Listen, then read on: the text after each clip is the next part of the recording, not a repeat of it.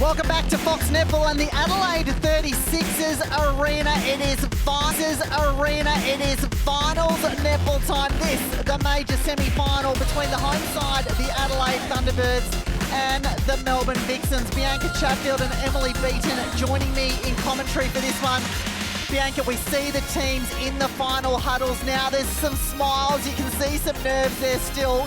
And Kate Maloney, the one just having the last words. What would her instruction be as captain, do you think? Well, I think for Kate Maloney, it will be all about keeping the nerves at bay for her team, remaining calm as much as she can and setting that example. So for the Vixens, Zara Walters and Lily Graham, this is their first ever final that they'll be playing in. And if we take a look at their Woolworths team cards, Garvin and Austin getting the start, Hannah Mundy, Maloney, Joe Weston, interesting enough, on wing defence, Mannix, and then Rudy Ellis up against Romelda Aitken-George.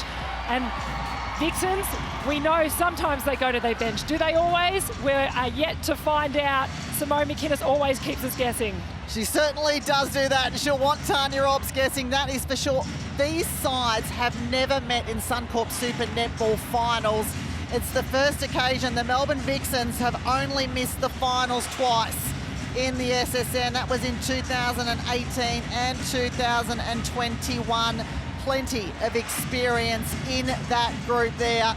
The lights go down on them and the crowd gets ready to welcome in the heroes. As we mentioned, it is a different venue for them. They had 7 wins from 7 games at the Adelaide Entertainment Centre, but it is a sellout.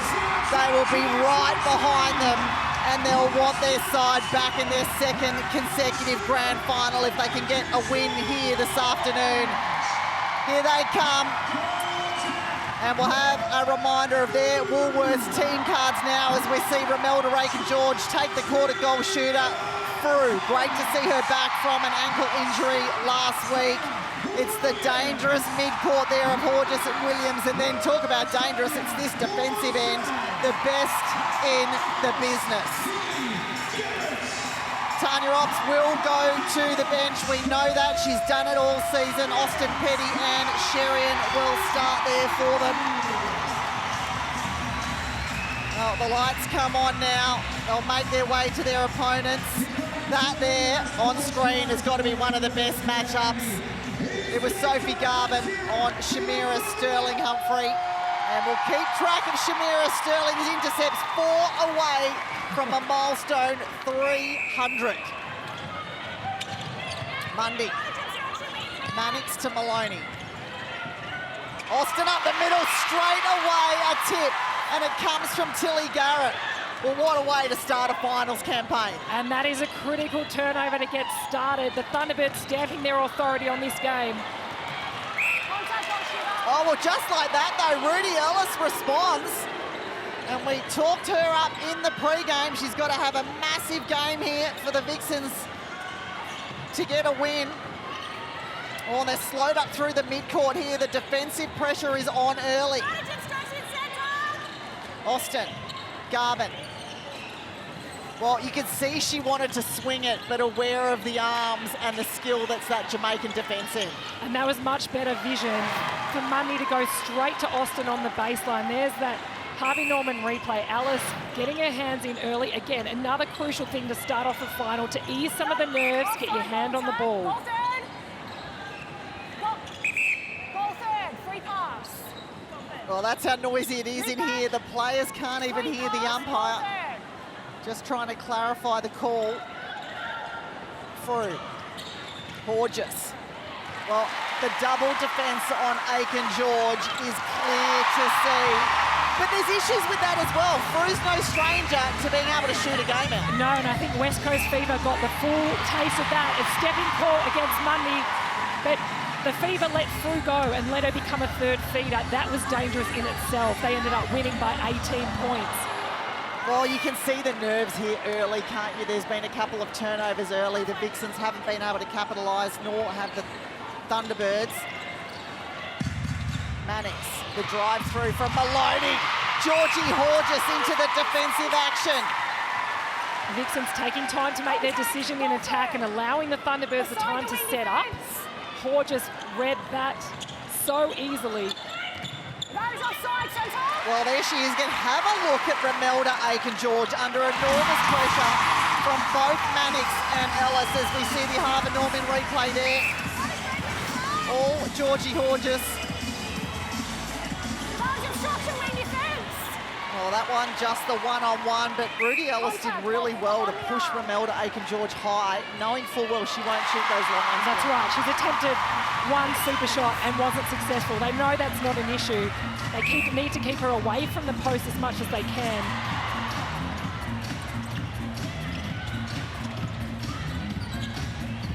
Austin. Oh, almost a little bit too much on it for Sophie Garvin. Joe Weston, though, exactly why you need to stay on that transverse line. And don't both teams play it quite similar? They'll have both their players on the transverse line. They're open for the reset. Well, that one was safer, wasn't it? It was kept short. It was kept flat. And the Vixens will take a lot of confidence out of playing with that timing. They waited when they needed to, and then they let it go quickly when the opportunity was there. We did not see that from the Vixens in round 12. Kath, pre-game you chatted about how defenders love to niggle in there, and the amount of niggle that Ellis is giving to Romelda Aiken-George is pretty unbelievable. B, you also spoke about Aiken-George's frustration last year. I can already see that creeping into her face. Yeah, it was the first time we really got an insight, I think, into Aiken-George when she was getting annoyed by Courtney Bruce.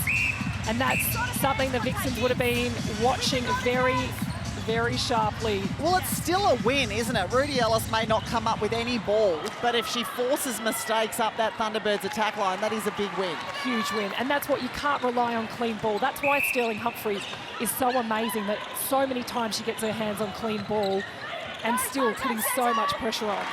Even defensively, you can see what Ellis is trying to do is really start behind Aiken, push her as high as possible. So far, she's having some good impact. Can she keep that up? Well, this is an interesting one. The goals from Gain has been telling all season. The Thunderbirds sitting at 100%. Austin just letting the ball go right in that middle corridor where the Thunderbirds are closing in on it. They sit in that channel and they cause that pressure. So the Vixens need to be smarter about potentially going wider and not always using that middle channel, which we know they love. Penalty against the Melbourne Vixens captain, Kate Maloney. Williams, Horges, out of the circle is Frew. Well, there is a beautifully timed pop forward. Aiken-George using the smarts. Crafty work from Aiken-George. That's how you break two defenders apart. Go straight through the middle. Well, it's 3 to difference here. They can make it 4. They can get the score. Well, have a look. That's that frustration you spoke about. It's there already. Now, is that a concern for the Adelaide Thunderbirds? Well, this is where every player on court, you need to weigh up the emotional game as well that you're putting out there. You don't want to waste too much energy getting frustrated in this early part of the game. And both teams will want to try and keep that under control. A lot of leadership out there is about your body language as well and being able to handle some of the hits that come your way, face some of the mistakes that you might make and just get on with it. Time to goal. Well, you just saw it up on screen there. 28 seconds for the Adelaide Thunderbirds, wasting absolutely no time, taking the Vixens a little longer. At the moment, they're just struggling to keep possession, though, as Mundy hits the deck. And the defensive pressure from the Vixens, you can see they've come out to do that. Go hard, go early, block off every drive from Latanya Wilson and Matilda Garrett, because they are such a big asset for the Thunderbirds in attack, and they're always ready to go when they need them. Frew. Well, it was a perfectly timed ball, wasn't it? Romelda Aiken knew it, slaps the hands together, not happy with herself. But this is where they've been so good, that full court defence.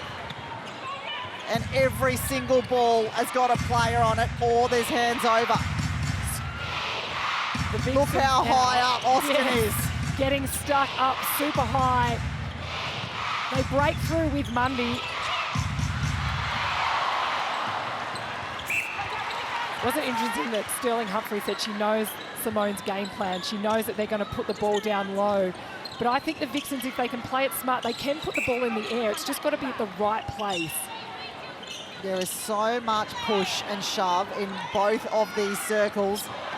Garvin, little miss under the post. Maybe some nerves she needs to get out of the system as well. Look at the Harvey Norman replay here. There's Mundy trying to get the offensive contact. It doesn't go her way. We can talk for a moment about Lauren Frew. This is her first final, her first season of Suncorp Super Netball. She is leading the Nissan net points at the moment. Be really interested what you think about the Vixens' defence. They're kind of letting her run free at the moment. Well, potentially letting her run free, but like I said before, you don't want to let her run free for a long period of time. Knowing what you can do with your defensive structures, quite often it'll be for the first 5 minutes, let's focus on this, then let's switch our attention to something else. They've got to be dynamic and they've got to keep mixing it up. I feel like Simone McInnes may change that defensive structure once she sees some of those stats coming from Frew. 3 from 3. And have to mention, of course, great effort for Frew to get up for this game. She's twinged that ankle twice in the last 4 weeks. Cleared during the week to play, and she doesn't look hesitant whatsoever. There she is with ball in hand, the little drop back, and then straight away gets herself into position to retake. Well, it'll be a long shot here or a pass off to Aiken George. And again, the niggle coming from Ellis results in a penalty, and the crowd loved it. 5 the difference, and our first HCF tactical timeout of the major semi-final. No surprises, it's going the way of the Melbourne Vixens. Simone McInnes, what she got up her sleeve in this moment, let's get down and have a listen. Our timing's right out. Everyone's early, but everyone's going at the same time. So let's have some variety on the set of pass, because we're starting the same pretty much each time. Some width to it as well from the centre half. Just that timing of our movement and our options to it, because we've got one at the moment. So remember, if you don't get it, bang you on to the next thing. Same down here when we're playing ball, we'll play balls. I should play balls, but we're going to have 2 options. So we've got one that's using and one that's watching. Bang, let's get some time. Here we go. Regroup. Set, strong and definite.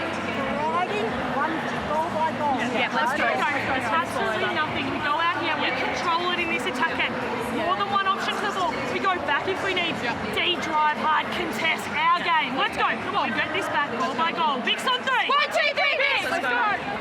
Well, very clearly, Simone McInnes walked over straight away, said the timing is out, but really interesting to hear Kate Maloney at the end just say goal by goal. Let's not think about getting 5 back straight away, one at a time. Yes, and that's exactly what they have to focus on. The timing for Simone McInnes and all the leads happening at once, quite often we're finding those leads ending up in that middle corridor. She'll be wanting it all dispersed across the court and in each corridor to try and throw this defensive effort from the Thunderbirds. Well, that ball put well and truly away from Rudy Ellis on the feed from Georgie Horgis. Horgis again, through the quick double. Well, they're going to have to shut her down now, aren't they? Lauren Frew is having a field day. 4 from 4. Only 2 less than Aiken George. I know it's early on in the game, but that impact and getting her eye in early is worrying for the Vixens. Well, she scored more goals than the Vixens, or equal goals than the Vixens combined. Sophie Garvin changes that. 5 the difference, still 5 minutes to play. Such confidence the Thunderbirds are playing in. I mean, just in that, the layup to the post from Aiken George.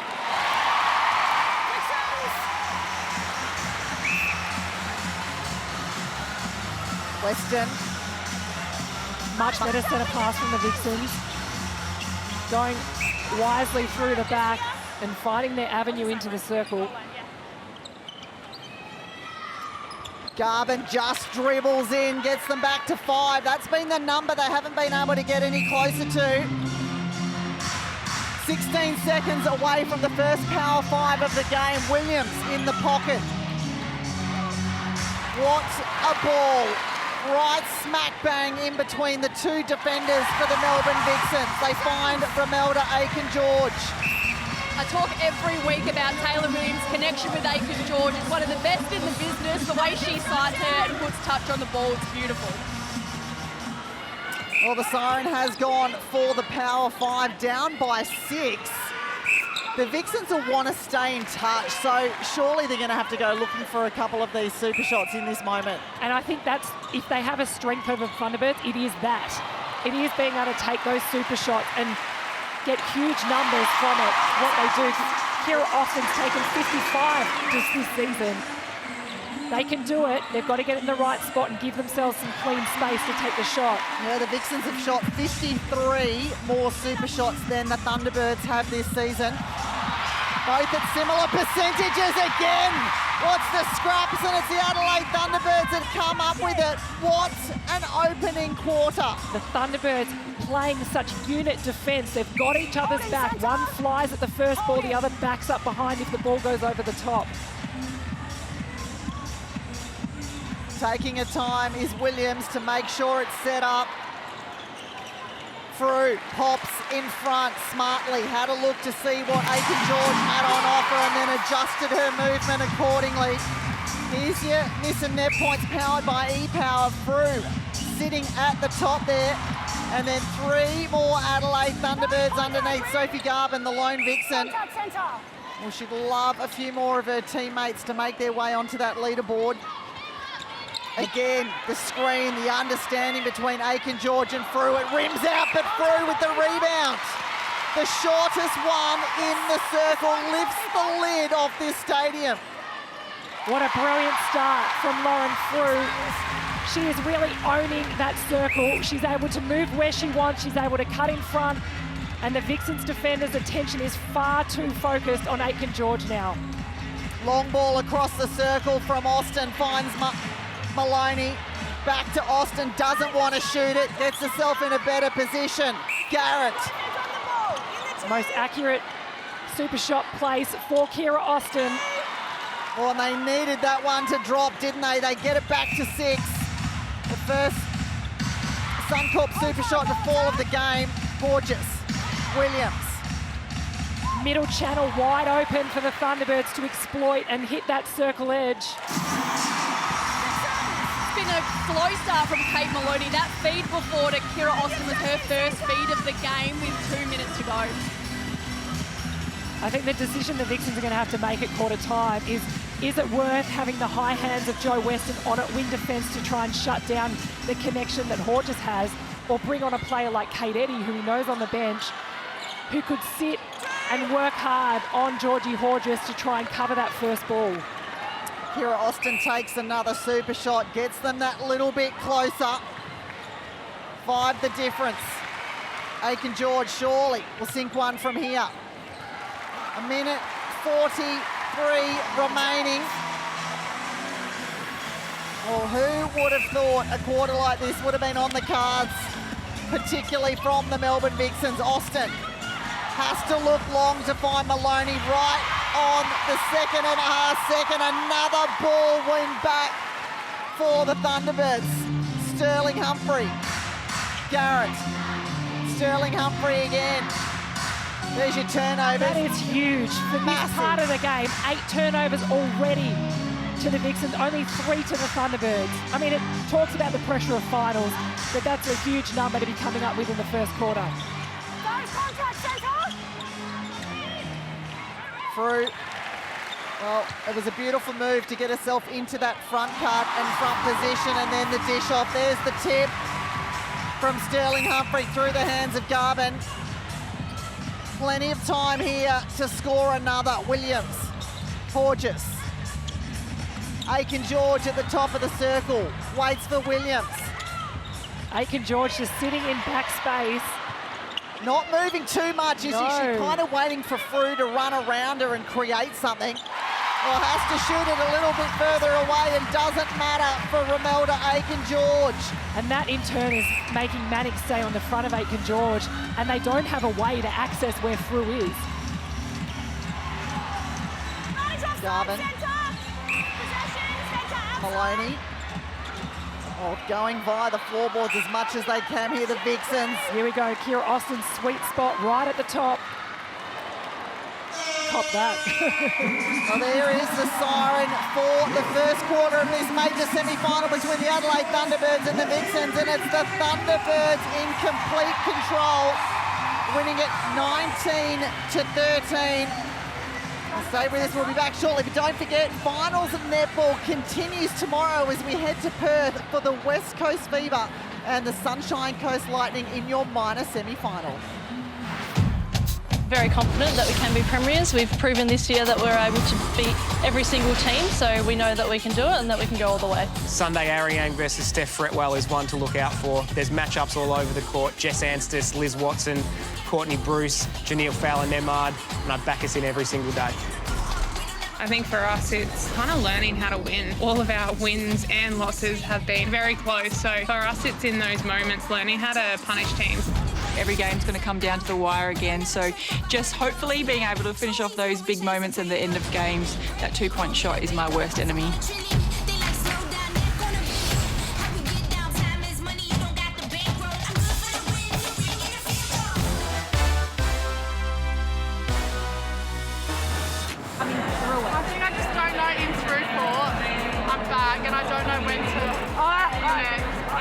Wait for George. I think, they're not coming off, they're not looking to kick off, so I would say take Emily back with you, stand sort of slightly in front of her, so if she wants to come on a fly, you're with her. Yeah? Welcome back to Finals Netball. That was quarter time, brought to you by Origin Energy. Lauren Frew, the only Adelaide Thunderbirds player without finals experience. Would never believe it, having looked at that first quarter, Bianca. And because she's so supported by this team, she has been phenomenal. 85.7% she's shooting at, but it's the work she's doing from the centre pass as well. She's taking the advantage of not having the defence on her and being able to run the show from goal attack. Well, it's a level of confidence that has to be there, doesn't it? She's got to take that pressure off Aiken George and doing it beautifully. Some work to do here for the Melbourne Vixens. Down by 6. And there has been a change here. Zara Walters on for Hannah Mundy in attack for the Melbourne Vixens. You're thinking behind that change? Well, I think it's just to actually add something different. The Vixens in attack either need to play off that 1 second or 3 seconds and not just continually be playing off that 2 second with their timing. Maybe it's just a mix-up. It was really interesting, guys. In that quarter-time break, Hannah Mundy was on the bench the whole time, getting feedback like she was going on. Then she said one comment, and then they made a quick change and put Zara Walters on. So I feel like that was a late call from Simone McInnes. Oh, interesting. Keep your eye on that then. Zara Walters hasn't any finals experience either. Only debuted at the start of this season. There's Mundy. Rolling subs, of course, in play in Suncorp Super Netball, so the change can be made back just as quickly. Even the Thunderbirds forced to go back. Latanya Wilson posts up on Zara Walters and takes the lob over the top. Smart structures in play from the Thunderbirds.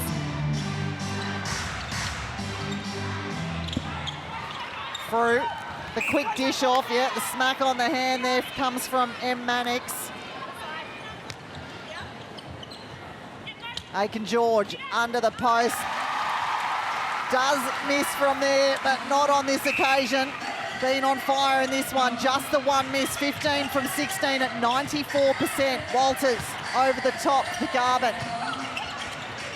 Great play from Zara Walters. Her vision and timing on that pass over. They can't finish it off, but impressive from the youngster at the Vixens. Well, she was all the rave at the pre-season cup, wasn't she? Brilliant performance, and that, I think, has summed up the Vixens' game thus far. Should have been an easy take for Garvin, but foot goes out of the court.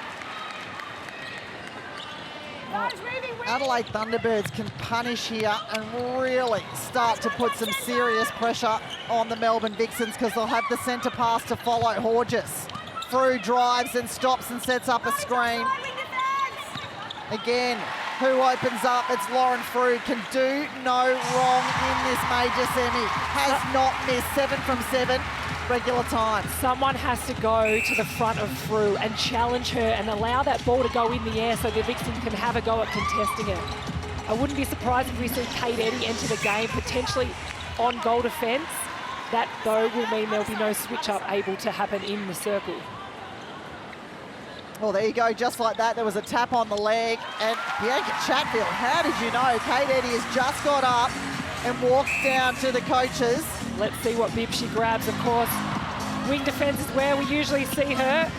Have a look at this stat on screen as Latanya Wilson picks up another ball. The goals from centre pass, 17-9. The Adelaide Thunderbirds were sitting at 100% conversion. And 56% for the Vixens. An interesting stat when you look at the top four. The Vixens, they need to be scoring over 72% to win. The Thunderbirds need to be scoring over 75% off their centre pass, and the Thunderbirds are well and truly nailing that right now. Yeah, I suspect if they score 100, they'll get a solid win. Austin, the double play with Maloney. Well, she senses the urgency here. A moment of being undefended, wants to get on with the job. Straight away, Joe Weston off and changing bib to goal defence. So they've put Kate Eddy out on Georgie Horges. That is a big job. Oh, we know that. For Alice, she was in the right position, but the vintage Romelda Aitken-George so strong in the air. There she is, Joe Weston, with the goal defence on, so she'll be back into the game in a minute. Well, the pass looked like it might have been too much for Walters, but Garvin appears, and they throw it straight back to the Adelaide Thunderbirds. Latanya Wilson, she is awesome in the air. Well, we're waiting patiently for these 4 intercepts to go the way of Shamira Sterling to break this record. They keep taking them off her. She's like, I'll do it in the next couple of quarters. Williams. Yeah, the slap of the hands. Aitken-George loves that, knows what that means. It's been recognised. There it is on the Harvey Norman replay. You cannot get up and over Latanya Wilson unless you're a 7-4-7. And even how the Thunderbirds protected that space so they could get the pickup off that intercept. HDF tactical timeout again to the Melbourne Vixens. Straight away, Kate Maloney pulls them in for a chat. Plenty to say. Joe's coming on to goal defence. Hip and safe. Swap. Oh my God. Bring it in here. It's just get that calmness and composure. It's basic execution, all right? So remember, drive hard, definite, to man the ball. No getting the ball for something else. Let's have a press that ball and coming on to the keeper. Keep on the wing, catching. Joe, pressure on there out the front. Come in really close. Here we go. Come on, guys. From this point on, guys, you can shift it and you can change it. What do you do? What are you going to take on board? You can change this. Here we go, girls. Ball by ball. Have a look at each other. Come on. Opportunities right here. Here we go. Let's go. Put your hands up. Take accountability. Take the drive. Go for the contest. We've got options. See the court. Our game's over. Oh my God, we fight this back. It's on time. Let's take it. Let's go. 10 the difference here as the Melbourne Vixens have their second time out, and that's why it was called. Have a look at that last 10. There's 7 going the way of the defending premiers, and the last thing you want to do is let a side that's already off the back of 6 wins get some confidence. The Thunderbirds talk about controlling the tempo. They don't want to react. They want to make sure that they slow the ball down when they want to. They speed it up when they want to. And that's exactly what they're doing. They're dictating everything that's happening across this court. The Vixens have no choice but to make some changes. We see Sophie Garvin and Kira Austin swap bibs in that huddle. We haven't seen Garvin out at goal attack very much this season. Well, there's changes everywhere. Mannix into goalkeeper, and the connections cannot be stopped here for the Adelaide Thunderbirds. Frew takes another. 9 from 9 for Lauren Frew. There's your score breakdown too. The Adelaide Thunderbirds 19-13, and then keeping the Vixens to 2 so far in this quarter, straight to Tilly Garrett. The eyes went down from Sophie Garvin. She wasn't expecting it, but kudos to Tilly Garrett. She is really locking down Sophie Garvin on a goal attack. Look at this Harvey Norman replay. Garvin didn't have eyes for the ball. Well, completely tunnel vision too. Tilly Garrett is there. That ball is still being released. Melbourne Vixens have really got into themselves here, and they're starting to doubt every single pass that's thrown. They're not seeing the full court. And you hate to refer back to what happened in round 12, but of course, a 15-point win to the Thunderbirds, and I can't believe we're already seeing such a blowout so early. That power 5 is going to be, you would think, have to be used wisely from the Vixens. Well, I also feel like nearly a block from Shamira Sterling, the smile on her face. She has been kept quiet this game. 1 deflection. That's it for Shamira Sterling. The work has been done out the front of her. And Sterling-Humphrey, it's the intimidation factor she brings that is causing the Vixens to not even look in. She might not even be in the right position, but they know she's lurking and they get worried about it. Oh, Lauren Frew had a crack at one there as well. Again, they try to put a ball in the pocket over LaTanya Wilson. Maloney looks hurt in back play. Kate She's up and running. You know, will leave absolutely nothing on the court. It was a really awkward landing. She had to stretch herself out to take it. They're putting each other under enormous pressure on the pass here. The Vixens, though, they get one back. Let's have a look at this Harvey Norman replay. Oh, she looked like she might have got kicked in the head there, did she, by LaTanya Wilson? Seems like it. We'll keep an eye on that, and Kate Maloney. And just like that, the Thunderbirds are down the other end of the court so quickly. The pressure and the defensive pressure from the Vixens is allowing them to just run the show. Oh, that's a better angle. Oh, right into her shin. Maloney's off the court now. Hannah Mundy in at centre. One thing that is blowing out a little bit at the moment for the Vixens is their penalty count. They're sitting at 28, the Thunderbirds just 18. And Sterling-Humphrey, number 1 for rebounds in the league for good reason. Melbourne Vixens now sitting at 12 turnovers already. And to put that into perspective, the Adelaide Thunderbirds had 13 in total for the game last week. Frew, gorgeous. Well, the penalties are coming thick and fast. You're absolutely right about that, Beaton. Because the Thunderbirds are playing smart and controlled here, and all the Vixens can do, wow.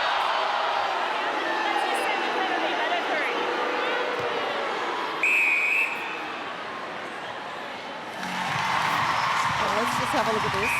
A push and a shove from Maddox. She's got to be better than that. An experienced campaigner in this side. She needs to be one of the players that really stands up to this pressure and not get caught up in that. That is just really amateur from Maddox. Completely unnecessary. What she does so well is what she just did there, to have a crack outside the circle, force the mistake. A Vixens ball that they dearly need to score off. All about possession now as they try and force one through the middle. Walters takes it under pressure.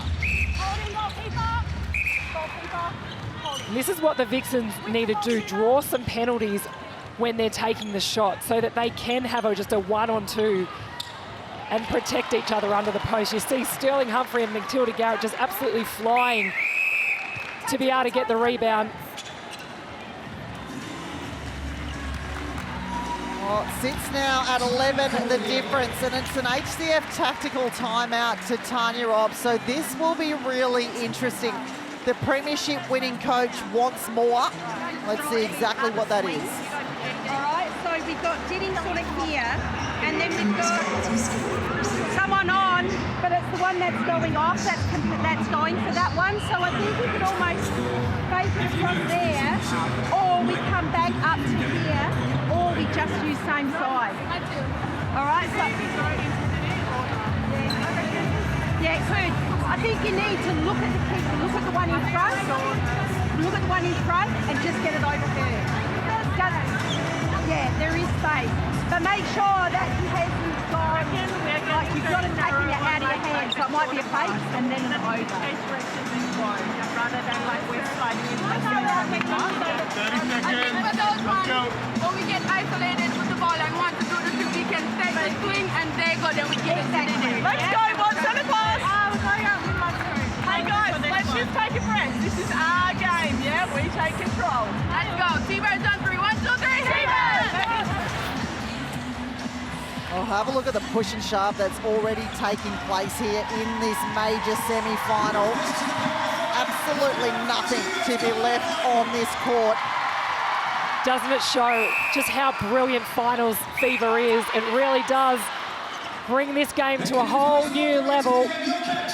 Yeah, Hannah Petty is on court there at wing defence, and we just heard her calming influence in that team huddle. Just reminding her team this game is theirs. They're in the hot seat. They're in the control seat right now. Much better take from Garvin. Needs to finish it off. You can't give the Thunderbirds 2 misses in a row. Hands go straight to her face as well. I can't imagine what that's doing for her mentally when you can't nail those little shots in a final. Well, particularly when the ball has been so scarce, Em. Yes, the pressure is immense. It finally gets down to the circle. They've got to score off, and it doesn't happen. And the Thunderbirds winning those rebounds 4-2 and having absolutely no issue finding either Romelda Aiken-George or Lauren Frew. Aiken-George still just the 1 miss, 18 from 19. Guys, Lily Graham has just come onto the court at goal shooter Sophie Garvin to the bench. Interesting move from coach Simone McInnes. Obviously the second half of this season, Lily Graham has really got a few more opportunities, but one place she excels is in that power 5. Well, and exactly what's just happened, Bianca. We heard the siren go a second ago. And yep, she is the most accurate there of all the shooters on court, 61.5%, 8 from 13 super shots for Graham. And you suspect that's exactly where they need to get her, into that white arc in this final 4 and a bit minutes. Well, she's having to work overtime already just to get the ball. Well, it's a tough game to come into off the bench, isn't it? Particularly as a rookie. Mundy, there she is, Graham. This will mean the world if she can sink it. Well, there's a couple back for the Melbourne Vixens.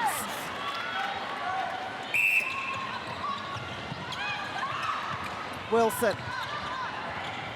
Just the big run across the centre third. Williams. Goes long, Huge goes ball. confident. Williams' connection with Aiken-George, as Em Beaton said before, you can't spend too much time focusing on Horges because Williams is going to step up and take the workload. 12 the difference. Adelaide Thunderbirds winning this second quarter 13-7. And the Thunderbirds with hands in everything. Their deflections, they're #1 in the league for deflections. And it's the disrupting of play that it does. They don't necessarily all turn into gains, but it makes teams very wary. Well, one rings out, and it is a massive rebound to Shamira Sterling-Humphrey. Well, she looked like she was halfway to the stands on the take. Wilson, Horges, Frew. Back to Horges and Frew again. Well, it is all too easy here for the Adelaide Thunderbirds. And you get the sense the Vixens cannot wait for this halftime siren to go to try and address some of it. How's that rebound from Sterling-Humphrey? Her athleticism, her grit and determination. I tell you what, she is the GOAT for me every day of the week in that goalkeeper position. Does not make a difference what defensive line is on here for the Melbourne Vixens. The Adelaide Thunderbirds continue to find the post. And that by accuracy 14 as well, both sitting over 90%. Oh, Latanya Wilson had a good look at that cross-court ball, didn't she? Shamira Sterling, one for the books. She's after at least 3 more to set You've got the countdown happening. But Walters put that straight into the hands of Sterling-Humphrey. The Vixens not using their balks or fakes, and it's something that the Thunderbirds are using all the time to find the right space and the right position to be able to put it into the shooters. 15 the difference, not yet at halfway, and it's an Adelaide Thunderbird centre pass. Williams. Frew. Why not? Lauren Frew, the first sign of a smile we've seen in this opening half. I'll tell you what, she's going to think finals are easy. Have a look at that Nissan Net Points now, powered by E-Power. Every single player an Adelaide Thunderbird. And big numbers And too. so it should be. They've been absolutely dominant from the first whistle. The Vixens aren't used to being in this position. They usually are dominant in the first quarter, and they didn't win that, and they're really struggling to keep up. It's already 18-7 in this second quarter. Well, it is a good point you make, Bianca, because by far their worst two quarters are their third and their fourth. And the Thunderbirds too, their biggest strength is always in this first and second quarter. But it's hard to see really where they're going to come undone in this second half if they continue on their way. 18 the difference. Can you believe it? If you've just joined us, no, it's not a glitch on the scoreboard. The Adelaide Thunderbirds absolutely on fire as Joe Weston, though, wholesome. Gets one back for the Vixens. Much better structure from the Vixens in defence. They were floating up, they were having a go. They were allowing or adding some hesitation. Right on the siren there is Lily Graham. Will take two back for the Melbourne Vixens. 16 goals the difference. As we get to the main break, it has been nothing but domination from the home side in pink, winning that second quarter 19-9. And we'll get straight down to Emily Beaton, who's with one of the superstars in that first half. I'm with Taylor Williams. Taylor, what a start to this major semi-final. Can you even believe that you're up by 16 at the moment? Yeah, no, not really. Probably like it's only a half of netball and Vixens are such a clinical side, so the scoreline now, let's hope we can push on. You talk about them being clinical. I feel like you're beating them at their own game at the moment. We talk about your defensive line, but your attackers tonight absolutely firing. Yeah, that's something we've been working on quite a lot. We know how clinical and good our defensive line can be and how much ball we can win, and it's been such a focus of ours to make sure we convert that and reward our defenders. So I feel like there's been a few times where it's gone back and forth a little bit, so maybe try and tidy up that a little bit and make sure we're really clinical. Lastly, what do you think Tanya's message will be at halftime? I think more of the same. I think clearly what we're doing is working and making sure we know they'll come out firing in this second half. There's still a half of netball to go, so we should really try and put the foot down. Well, good luck for the second half. Thank you. Thank you so much to M. Beaton. Well, stay with us. We've got your halftime show coming up very soon, and we'll have plenty to talk about. And a reminder that whilst SSN might be coming to an end of the season, there's no need to worry as international netball is just around the corner. The Diamonds take on the England English and Roses Australia. in a three-game series. It is sport's greatest rivalry. Look at Ugly Clow in front. Teammates will become foes. And the crowd like that. History will be written. Wallen to win it for Australia! Could you have written that if you tried? Janelle Wallen. The Roses will take on the Diamonds at home. Don't miss a moment of Australia versus England, live and exclusive to Fox Netball. Major semi-final action, not disappointing here in Adelaide. A spot in the 2024 Grand Final up for grabs for the winner, and both sides leaving no stone unturned in the first 30 minutes of play. Currently, the Adelaide Thunderbirds up by a whopping 16 points, 38-22. Welcome back to Fox Netball and your halftime show brought to you by Origin Energy. Bianca Chatfield and Emily Beaton back with me. Ladies, we're just looking now in the Melbourne Vixens change room. Halftime probably doesn't seem long enough for Simone McInnes to make the corrections that need to happen here. If you are her in this moment, what is it that you want the Melbourne Vixens to do in this final 30? Well, I think they have to really just revisit their entire game plan because nothing has really worked for them in this first half. Really uncharacteristic errors from the Vixens. They're not playing the way that they want to play. There's nowhere near enough pressure on the Thunderbirds in attack. They are flying down the court. Yeah, it's absolutely brutal what you just said, Bianca, but it's 100% true. And let's have a look at the match stats, and I think they'll paint that exact picture. And straight away, have a look at that bottom one. M. Beaton, can you believe what we've been seeing here? I thought that maybe they had made an error on screen, but 278 miss and net points to 29. It has been an absolute whitewash from the Thunderbirds in this game. I think we've all been almost speechless about what they've put out and the fact that they've gone up another level. And for me too, the games, like look at that, the Thunderbirds are dominant. We know they're dominant there.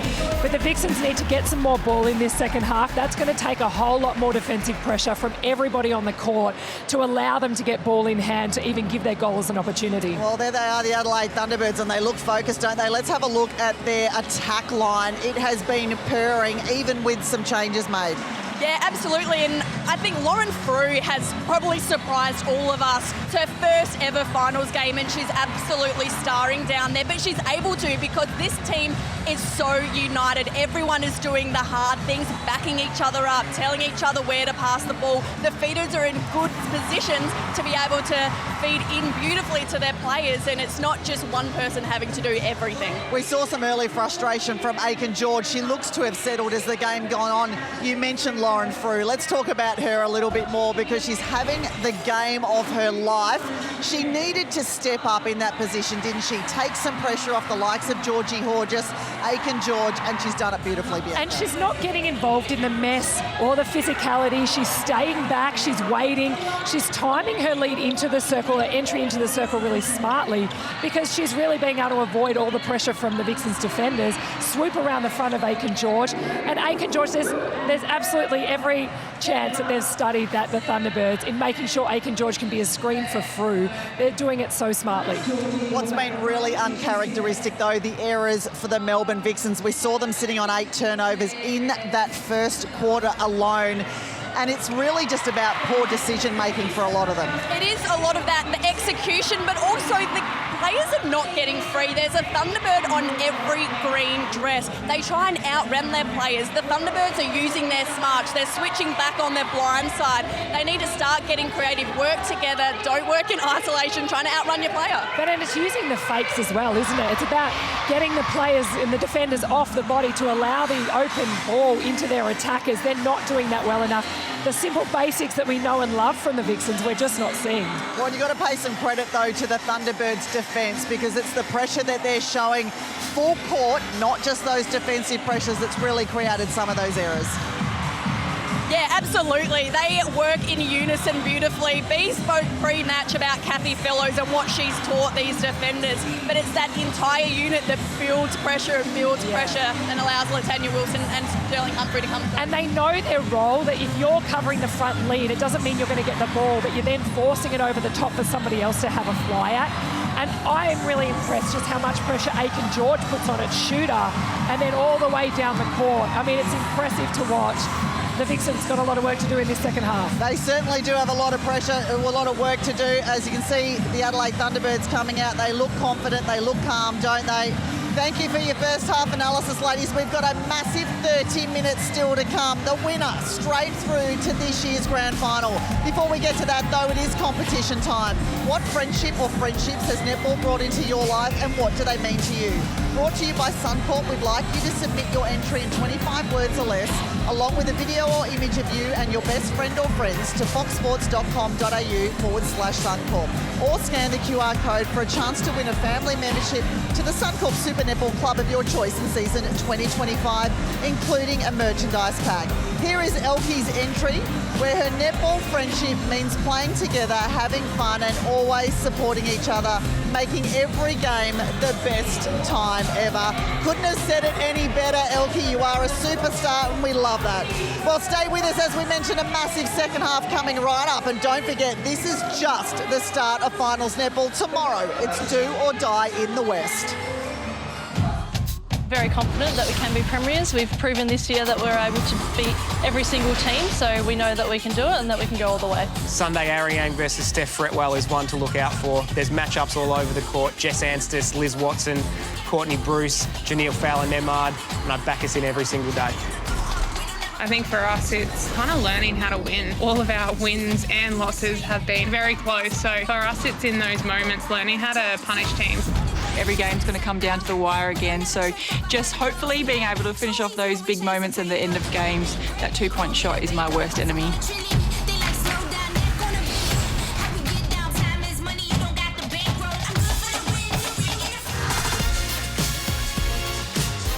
Welcome back to Fox Netball. We're in Adelaide for game 1 of the 2024 final series.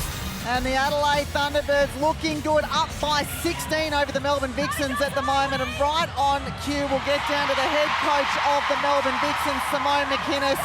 Simone, I've got to ask, what was the first thing you wanted to address when you got to the change room at halftime? First thing was I want to see the fight and the hunger out there on court, but also acknowledging it's 16 goals, it's still anyone's game, and if they're prepared to want to make it happen and change. Simone, what strategies do you look at to try and slow down the Thunderbirds in attack? It is that having some variety, some change-ups in our defensive structure, not just chasing and working the one-on-one, but working in that space as well. So, but having a fly, getting the eyes up, staying in play and having a fly. And Simone, in attack, there was some uncharacteristic turnovers from your side. How do you lessen them in this second half? I think they've got to be strong and definite onto the ball. And then we started to see more of that being strong on the take and demanding the ball. And that's what we've got to see out there. They're going to go for anything, and you've got to rip it in and own that ball. All right, Simone, we'll leave you to it. Thanks for your time. We know it's difficult. No worries, babe. Well, and that is the key, I think, is take risks. The Vixens need to take a lot of risks. They need to fly for ball and just play the high percentage game. Yeah, absolutely nothing to lose at this point of the game. We're just looking down at some stats here. Bianca, the Adelaide Thunderbirds' biggest winning margin over the Vixens is 15 goals. Yeah. Yep. And one thing I think both teams will be looking at is their centre pass to goal rate. We spoke about it in the pre-game. The Thunderbirds were sitting at 89% at half-time and the Vixens at 41%. The one thing they can control is using that centre pass. Yeah, well, just on that, we'll get down now to the head coach of the Adelaide Thunderbirds, Tanya Obbs-Tarns. What an opening half. There would be so much that you're proud of from your side. What's the most thing? I think just the way that we've been sticking to our game plan and our processes that we know we can execute, and to do that in, a semi-final is pretty commendable. And what about your goal attack, Lauren Frew, her first game in finals? What did you make of her first half? Oh, look, I think she's a part of a forward line that's, knows what they're doing, is executing well, and, is putting it out there. I think she's been sensational. Tanya, did you have to do anything extra motivational to push the girls ahead even further than they are now and not take the foot off the pedal? No, not at all. They want to play good netball. They enjoy playing good netball with one another, and they want to play in the grand final. And we can't forget, Tanya, the dress-ups during the week. That may have helped. Yeah, that was interesting, Bianca. I'm not sure. Maybe that might not come again, hopefully. Well, Tarns, we'll leave you to it. You're on track to your second consecutive grand final. All the best for this final. Cheers. 30. Thank you. Well, they've continued to put the foot down, haven't they, at the start of this second half. They're winning this quarter 4-1. That's all happened while they've been chatting with the coaches. There's your score breakdown, and they've built beautifully across this game. And consistently too, 19 a quarter for the Thunderbirds. The Vixens too, we can't forget. 5, so 10 points of their score were super shots. And it would be looking very bleak if they weren't using that power 5 to their advantage. Well, absolutely, that's a great point you make, because the Adelaide Thunderbirds have only taken 1. So their score is all off the back of just brilliant one-point netball as Shamira Sterling takes another intercept straight away. Finds her Jamaican teammate, LaTanya Wilson. She times that jump so well on the rebound to be able to tap it to herself, go and gather it, and not letting the Vixen shooters even get a chance at securing a hand on the ball. This is an absolute clinic, isn't it? As soon as there's a turnover all the way down the court, the Thunderbirds look like they're undefended and they're just running a training session. And when things are going your way, that momentum that you get mentally, physically, emotionally, everything builds into that being able to happen. Whereas the Vixens, they're struggling to find that momentum, and really everything is going against them at the moment. Well, that was a beautiful pass between the two Australian Diamonds teammates, Kira Austin onto Sophie Garvin, and she gets one back for them. This is the rebound I was talking about, the deflection to herself. She gathers it back up. Kate Eddy causing some confusion, allowing Mundy the ball. One win back for the Vixens. I'd love to see Sophie Garvin turn and shoot that. She's only halfway in the circle. They're down by nearly 20. And why would you pass it out again? It's hard not to reflect on the Vixens of the first half of the season and just how confident they were and how much they owned every move that they made in that attack end and defensively. To compare it to now and that hesitation and taking their time to pass the ball around, they're giving the defenders far more opportunity to try and get their hand on it. Well, it's frustrating to watch because they've just lost possession. Shoot the ball, have a crack at it. Anyway. Oh, an unlucky challenge there, though, from Jo Weston. Looked like she was in front. It was a well-timed contest of the ball. This, can you believe it, can take them to 20 the difference.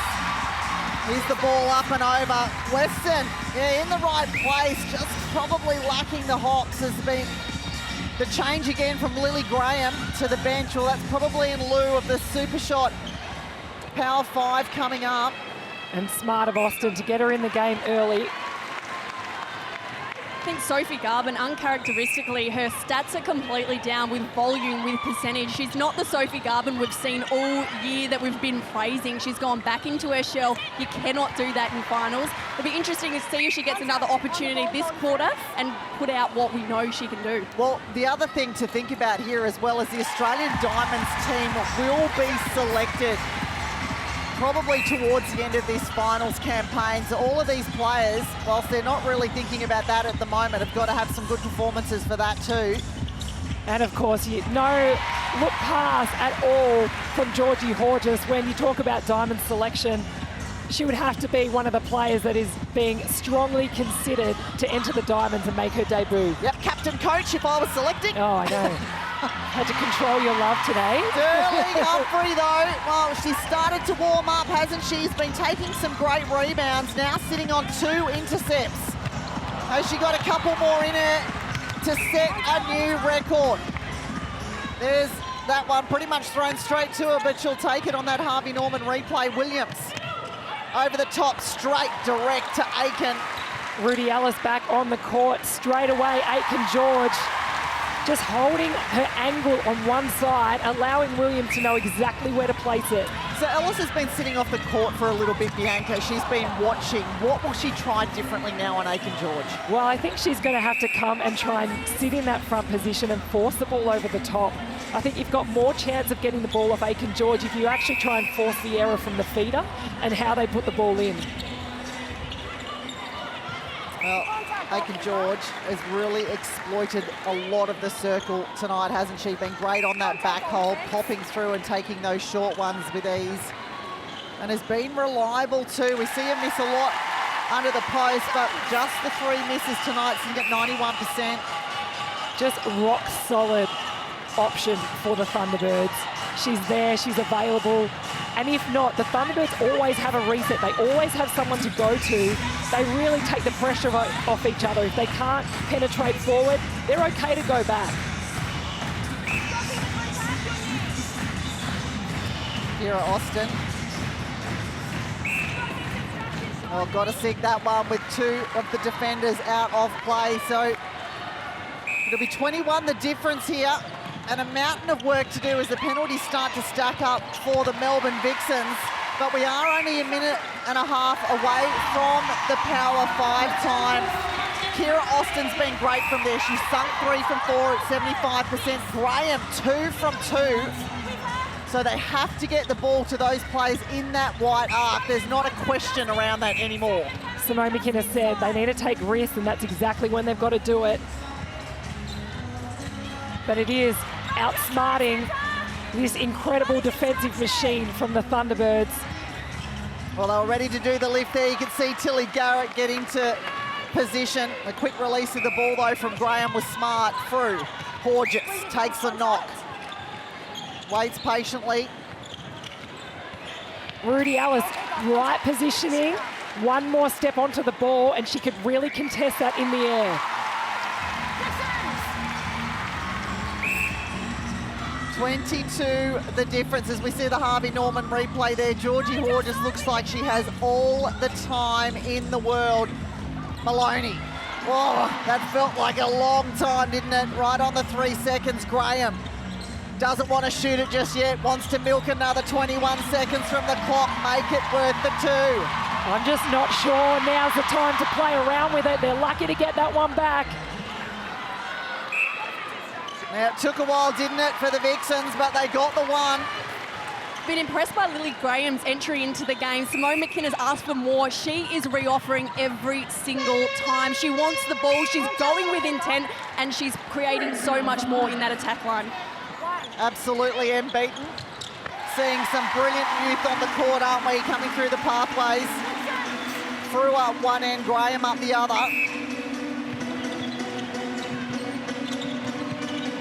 Mundy. Graham, there she is out of the circle. Shamira Sterling over her like a rash. So we're now in the power 5 time. Austin gets herself in the arc, has got the ball in her hand, only missed one. It's short, no, it dribbles in.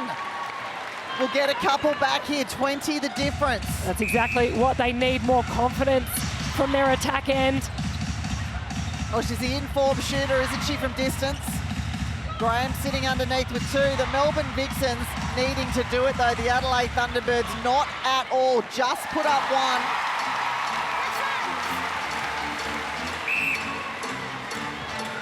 Maloney, Austin, Mundy. And there's that time from goal.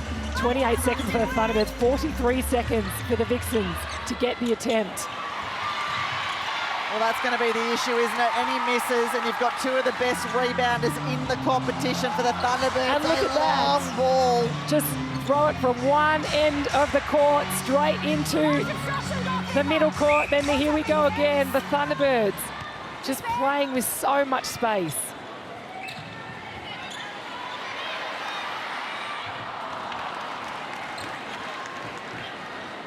Aiken-George takes a breath, has a settler. Here's your Nissan Net points powered by E-Power. And it was all Adelaide Thunderbirds when we looked at it just prior to half-time, but the numbers are getting bigger and bigger. Georgie Horger sitting on 18 goal assists, 27 feeds, but also 1 intercept to her name. Aiken-George takes her 36th of the game. Now, the only player not in double digits is Hannah Petty, the captain, but so far only taken the court for 9 minutes. Graham lines up, sinks another one. That's her 3rd. Oh, she's doing all she can, can't she? She's been great in the timing onto the ball. She's finding beautiful space. She's been accurate on the shots. And straight away, this time, spoiled by Mannix. It didn't look pretty, but a win's a win. Now they've got to make the most of this one, the Vixens. Yeah, and it might seem like a long haul at this point, given the margin, but they just have to keep simple possession, don't they? Get it down, score off it, then start chipping away. And the elbows are out between Weston and Aiken-George. Oh, it rings out. Oh my gosh, well, Shamira Sterling had too much air even for herself. She was so high, could not get her feet together. But what a phenomenal athlete. That has never happened to me. Me neither. I think she actually flew. Wow. We need that as a stat. Yeah, I think we'll have another look at that. I think she panicked because she was so far up in the air, knew she had to land it. This time Weston playing much more attention to Frew outside the circle. Where it was on the Harvey Norman replay, through the hands. That one, though, not through the hands of Aiken-George. Well, they want to punish here too, don't they? Going for the 2-pointers. And Frew being absolutely rock solid. Goals from games 13-2. What a difference between the two. Maloney, Mundy. Only 5 games to the Vixens, but 14 for the Thunderbirds. 45 seconds remaining in this 3rd quarter, and they can't sink these 2-pointers, the Melbourne Vixens. They'll keep possession here, though. Maloney, Austin, Another miss and another rebound to Shamira Sterling-Humphrey. Petty, the captain. Williams. Williams wanting a forward option. She doesn't have one, has to launch it up in the air. Georgie Hodges, though, recognised that, didn't she? That her teammate was under pressure, so turned her body to protect herself as she took the ball through the hands of Frew. Well, they'll run out of time here at the end of this third quarter, the Adelaide Thunderbirds. They take that third quarter 16-10 and now find themselves up by 22 goals as they head into the third quarter. An incredible game, and it is only just the beginning. What a 3 weeks we have coming up. Finals on Fox has never looked so good. The Vixens stand for a high standard of excellence. I don't care about the outside noise. The only thing that matters to me is my teammates and our coaches. I think for me, it's about finishing strong, and hopefully that is with a premiership. Will anybody really think that? It is the year of the Thunderbirds.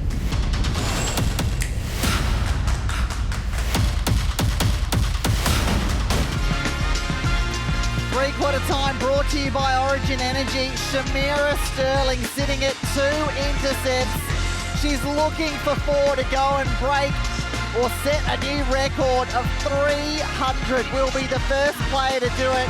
And Bianca, while she's only got a couple of intercepts, she has been on fire in every other stat department in this first 3 quarters. She's got plenty of ammunition in her weaponry, 10 games to her name. That includes deflections that have ended up in games. Also, 5 rebounds or 8 rebounds.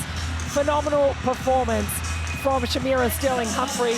And even at the start, the first quarter, we didn't even see her pulling in a lot of ball. She was creating that intimidation factor, putting a lot of pressure on, and now it's like she has the ball on a string. We didn't even have her flying stats up there either. Her flying stats, yeah. Adelaide Airport is on notice. Well, talk about players that have had the ball on the screen. One was just on the screen there too. Lauren Frew has been outstanding as part of this Thunderbirds attack line. What a combination there with Georgie Hodges. Shooting at 100%, Frew. 50% in the Power 5, but 75 Nissan net points to her name. She certainly knows how to play in finals now.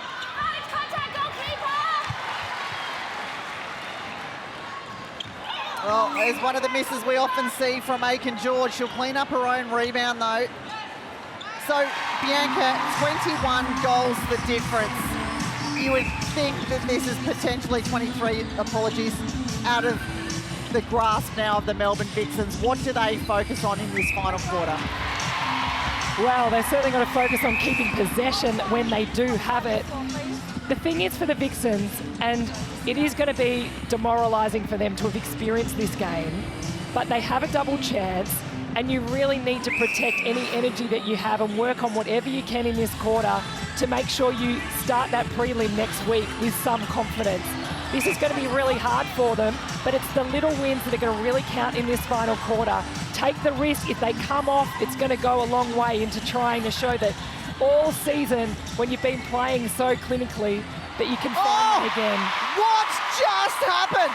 Shamira Sterling right behind the body and took that ball as cleanly as you like. Well, that's 3 intercepts. Sterling-Humphrey, phenomenal. Well, we need a replay of that because that's not humanly possible for most people. Have a look at that tape. Sophie Garvin doesn't even know what's just gone on. And the thing is, it's how clean Shamira Sterling-Humphrey is. She only has 9 penalties to her name. Sorry, correction, she's got 12 penalties to her name. Phenomenal to be involved in that much play and not be pulling the same kind of penalties that the Vixens are. Well, Shamira Sterling now just 1 intercept away from a huge defensive milestone. Can she crack the 300 intercepts? Mundy over the top to Garvin. Normally such a reliable connection as we see Williams take a seat in the background. It's just the footwork to me too from the attackers and the defenders for the Vixens, but they're just lunging for balls. They're not running their feet onto balls. They're almost waiting for it to fall into their hands. It's those little things, ripping it out of the air, making sure you run onto the ball, that's going to help them get back into this game. Well, that was a great pickup.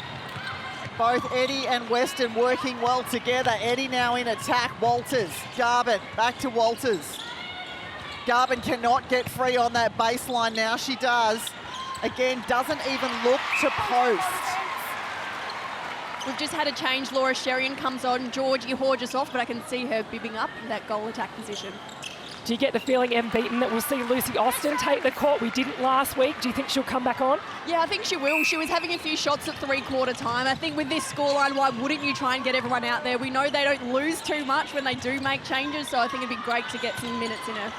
What a luxury, though, for Tanya Ops to be able to bring on someone like Laura Sherian with her finals experience, part of the Sunshine Coast Lightning in 3 consecutive grand finals. There she is, Lucy Austin, sitting in between Frew and the captain, Hannah Petty. And what a speedy, smart attack line, having Sherian and Horges both on that transverse line. Oh, well, the ball, the vision, she's just entered the court and has straight away found pinpoint accuracy into Aiken George. You could see the joy on Sherian's face just talking about the finals and being a part of this team on the 4th quarter this week, Coxie, when you were interviewing her. Just renewed vigour when she said, Sunshine Coast Lightning didn't want me. The Thunderbirds gave me an opportunity and she's just loved every second. Incredible story, isn't it? Could be on her way to another premiership when she didn't think she was going to play this season. Horges. There she is, Laura Sherian. So much experience at this level and in these big games. Garrett, Williams, Horges. Well, Georgie Horges thrown into goals last week and was sensational for them. 10 from 14, 4 from 4 super shots against the Lightning. Mundy. Walters to Garvin. Back to Walters off the circle. Mundy. Garvin, well, that was sharp. Good use of the court. Moved the ball around to open up players. One of the best passages we've probably seen from the Vixens. And the Thunderbirds were doing a great job in keeping them off circle edge, and they still managed to get it in. They just haven't been able to do that time and time again. Well, this 4th quarter is the Melbourne Vixens' worst. They've only Garrett, huge ball in this quarter, but they're already up in this last quarter, winning it 5-3. Kate Eddy, to me, has been the one that's really been dogged in defence. She's attacking the ball. She's attempting every first ball get she can get and starting to swing a little bit of a momentum shift. I mean, it's got to be an absolute tsunami for the Vixens to have any opportunity to win this one. But Kate Eddy, she didn't start the game, but showing how pivotal she is. Number 4, there it is, Shamira Sterling-Humphrey. Well, she hits the magic number, 300 intercepts for Sterling-Humphrey. No other player has recorded such a massive number. Oh, congratulations to her. She'll be completely oblivious as she makes it 301. Well, she's opened up the floodgates now, hasn't she, Sterling-Humphrey? She could get to 400. The game of persistence, sitting on 125 missing net points. Look at this, Harvey Norman replay. Doesn't she do the 400th in style? Outstanding. Well, also record gains is 15. She's sitting on 13 at the moment as we hear the crowd erupt. Lucy Austin has entered the court at goal shooter for the Adelaide Thunderbirds. That means all 10 would have taken part in this major semi-final. And that's a big plus for the Thunderbirds this season, that every player has been out there, they've been exposed. The rotations continue to happen with Petty now out into the centre. Well, the crowd thoroughly enjoying this contest, aren't they? And even more so because I think they've just realised they'll be back here in a couple of weeks to watch their side in the grand final. Of course, it is a predetermined venue for the grand final. It was always going to be in Adelaide, but what a treat for them to now know they'll have their side in that big dance.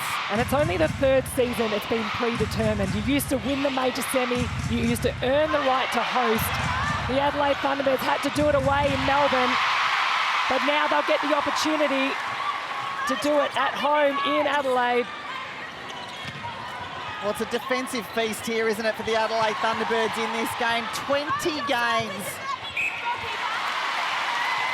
And a big cry as, well, Austin was going to take the penalty. It'll be Georgie Horges, though, that steps in the miss. Can Austin get the rebound?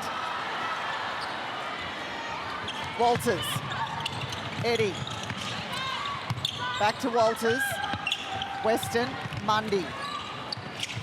Garvin a long way out of the circle, but covered every step of the way. Lily Graham with a big scream, give me the ball, I'm free. Really opening it up the space, allowing that entry by Garvin. An HCF tactical timeout to the Adelaide Thunderbirds. You can see Shamira Sterling straight up to the umpire to call that change. What a position for them to be in right now. Melbourne Vixens, though, winning this quarter 7-4. So let's have a listen to Tanya Robbs. So now we need to finish this game off, okay? Remember, you two can't just stand and then watch playing. We need front half, back up. Both of you on the line. We need ball side and middle, okay? Let's just go back and finish off all of our processes.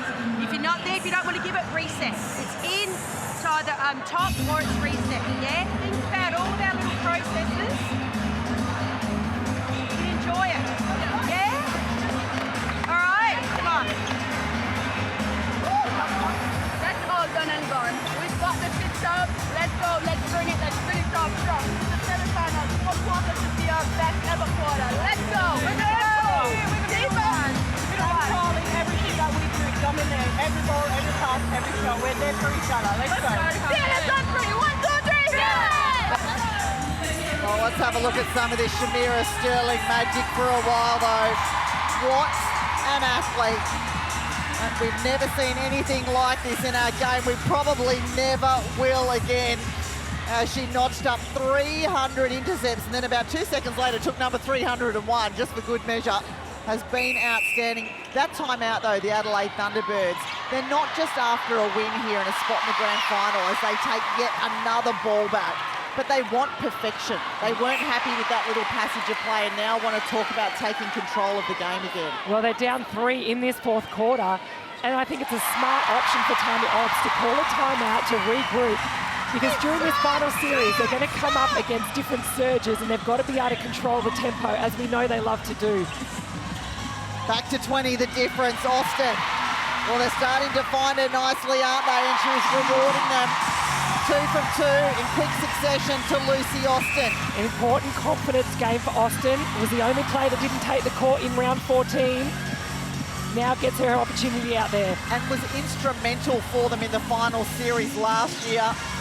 Sunk a couple of big super shots in extra time games when they needed it against the New South Wales Swifts on a couple of occasions. Lily Graham with the no-look pass to find Garvin under the post. I've really been impressed with Lily Graham, what she's been able to add to this Vixens in attack when she's got on court. Petty looks long to Austin. Petty again, back to Austin. Well, she wants a quick double play to get a little closer, runs into Horges. A few more errors creeping into the Thunderbirds game. A little bit mismatch of timing, I think, with Lucy Austin coming out a little bit more. I think the players just need to learn how to play off of each other with that. And a few held balls also crept in before that timeout as well, guys. Lily Graham shooting 100% in regular time, 50% in power 5, which we're just about to enter. Well, 3 from 6 though in the power 5, so she's having a good crack at them, isn't she? It goes through the hands of Eddie. As easy Latanya as Wilson, another one on the stat sheet. Horges. Doesn't want to release to Austin just yet. Now they find a gap right on the siren. Austin happy with just the one. They don't need anything else at this point in the game. There's the ball. Well, it was a tip from behind from Wilson. The Jamaicans, they know how to do that because they just have such superior athleticism. They avoid the contact by lifting themselves over the top. Oh, listen to the crowd every time one of their players gets the ball in this spot. Georgie Horges can't punish. Great defensive pressure from Kate Eddy then. She maintained the balks and the hesitation. Graham, cross to Maloney, all the way back, finds Garvin. Whoa, it's a risky ball, isn't it? Over Shamira Sterling-Humphrey. But you get the feeling that's what they should have been doing in the first half, the Vixens. It's risky, but wait till Shamira gets it before you then go, oh, maybe I'm not going to put that in anymore. There'll be a few lessons learned from this game for sure for the Melbourne Vixens. Graham charges into the back of Sterling-Humphrey. Just saw the quarter score breakdown though, and they are winning this final quarter by 3. Graham can make that 5. No, she can't. Garvin gets one more back. Interesting, Kira Austin is off the court. She's the one that does the bulk of the power 5 shooting. Well, that's a far more respectable last 10 there, isn't it, for the Melbourne Vixens? They've got 6 of them and had little runs of 2. Oh, yeah, Kate Maloney, in a nutshell, told to zip it. Austin, would be great to see her drop one of these. Well, they'll keep possession here. Emily Mannix not able to clean up that rebound. Georgie Horges, what can she create from this throw-in? 19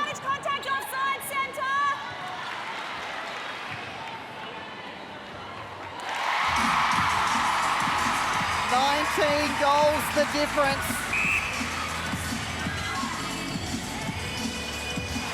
Sterling-Humphrey again. This time, Petty in the right position to pick up the deflection. Sterling-Humphrey now 1 game away from equaling her record in Suncorp Super Netball of 15. Is there time enough?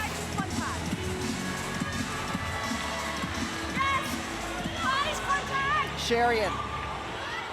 Austin alone managed to manoeuvre herself into position. Both Vixens defenders went. Whoa, have a look at those missing net points. Shamira Sterling, well, I don't think she was even in the top 5 for a lot of the game. She's just decided to up the ante and fly to the surface. And the crowd, it's like a concert here. Full entertainment. What's happening out on court, but what's happening in the stands.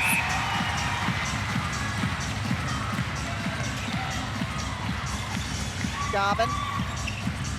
Back to Eddie, Mundy. Graham through the hands, got to be a replay. Well, plenty of time here for the Adelaide Thunderbirds to make this even more of a blowout. A reminder that the biggest winning margin the Thunderbirds had over the Vixens prior to this game was 15. Now sitting at 21 the difference. And even to build on that from round 12 to an even more significant dominance of this Vixens lineup. And Lucy Austin just adding to that. What a beautiful sound that is, though. This stadium loved their team, their whole team, all 10. Especially when you think about it, the Thunderbirds have only been in finals the last 2 years, so this year and last year. And before that, they were filling out Netball SA Stadium, but they didn't really have to move. They've now made the move to the entertainment centre. They've been performing on court. The crowds are coming in and they are putting on an absolute show here. Oh, Latanya Wilson! Well, she was inspired by the song in the background, Murder on the Dance Floor. Well, it should be on the court at this point, Austin. 24 the difference, 20 seconds to go. The Jamaicans come together in the back of play, they know.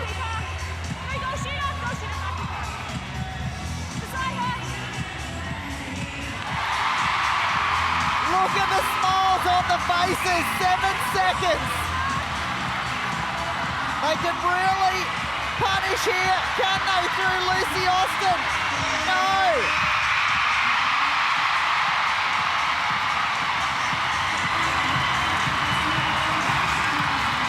The Thunderbirds are go.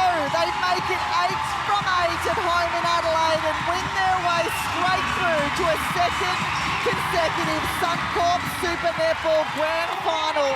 The back-to-back dream stays alive.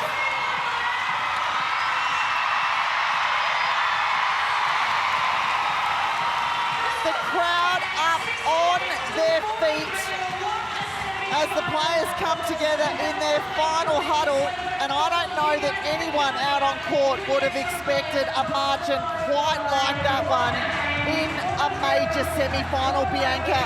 We talked about the Vixens controlling that final quarter of the game.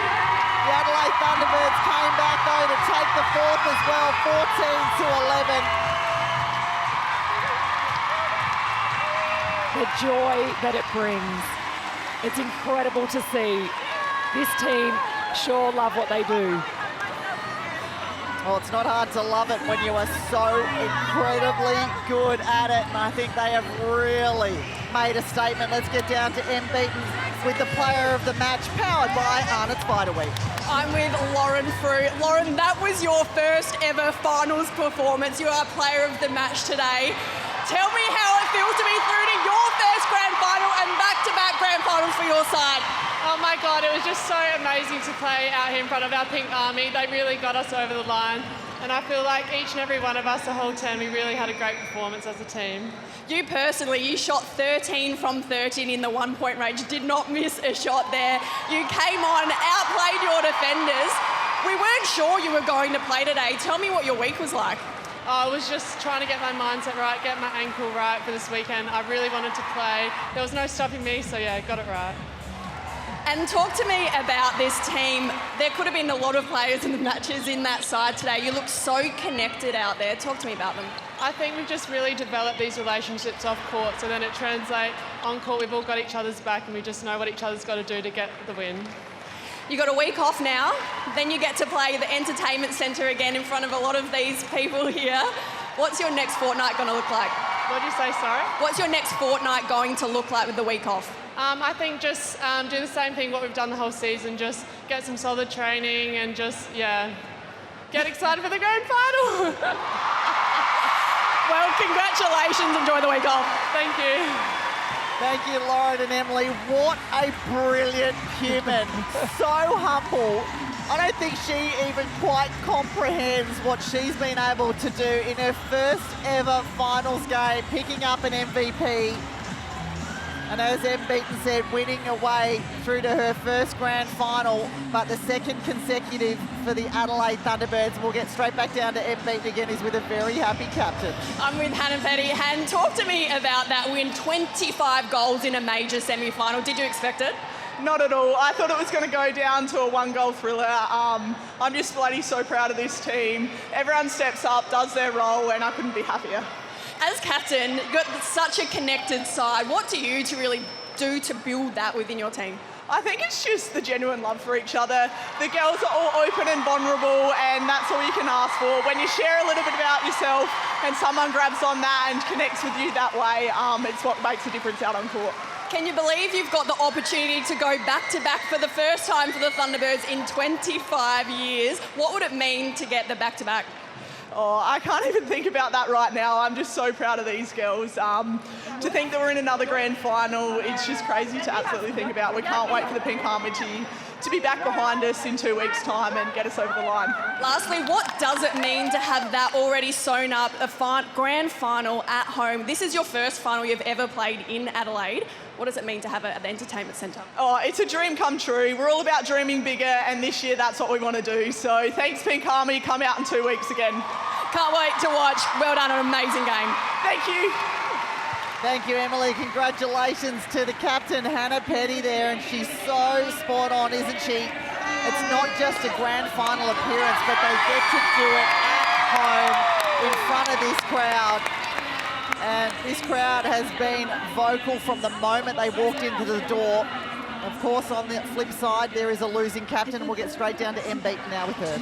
I'm with Kate Maloney. Kate, doesn't get much tougher than a performance like that. What went wrong for you guys today? Yeah, super disappointing. You know, I've got to give credit to the Thunderbirds. I thought they came out, they played a really strong game of netball. We probably didn't execute early and that didn't help. But we'll go back to the drawing board. We've got a game next week now and yeah, we've got to work hard and see those areas we need to work on. You as captain, you're such an inspirational leader. How do you rally your troops and bring them back to focus on a big performance next week?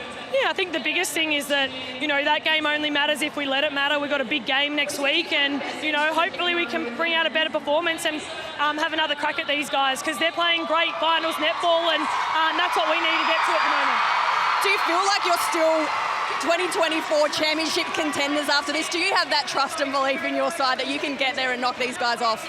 Oh God, yeah. You know, we've got a group of, 10 players who go out there and play their role. Today was disappointing we didn't do that, but I have so much belief in these girls. They've got so much belief and we just got to go back and find that netball that we were playing early in the year because it's there. And yeah, we want to get another crack at these guys. So we're going to work hard this week, hopefully get a win and hopefully see them again. Well, good luck next week. We know you'll bounce back. Thanks, Em.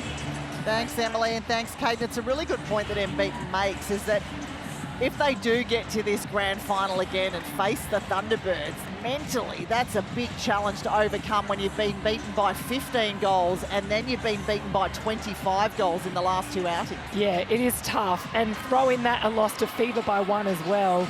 You can't help but think that the Vixens of the last few years have been in great form at the start of the season and then get close to the finals and things start to slip away. So it's something that's, deep in their core that they've got to really analyse and start to get themselves out of it.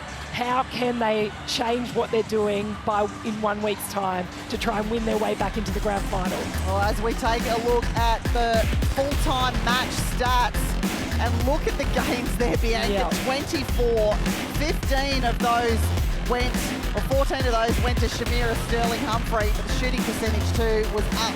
That's right, and the shooting percentage, the shooting volume as well. I mean, 43 goals for a Vixens team across 4 quarters is really low. And then, of course, look at the missing net points there. Absolutely swamped by the Thunderbirds in every way.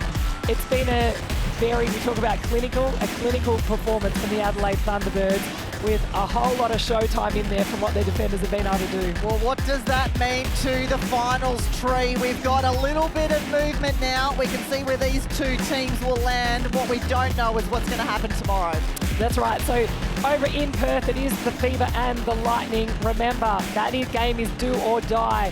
Whoever wins straight into the prelim against the Vixens in Melbourne next weekend. Whoever loses, their season 2024 is over.